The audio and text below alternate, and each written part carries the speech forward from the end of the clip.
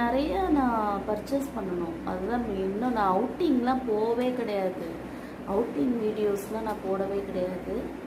இது வந்து முழுக்க முழுக்க முழுக்க என்னுடைய பர்சனல் யூடியூப் சேனல்.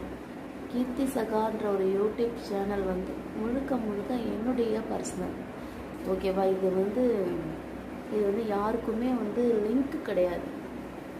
சரியா? இதை வைக்காதீங்க, இது பண்ணாதீங்க, இது பண்ணாதீங்கன்னு நம்ம யாரையுமே போய் இது கம்பேர் பண்ண முடியாது.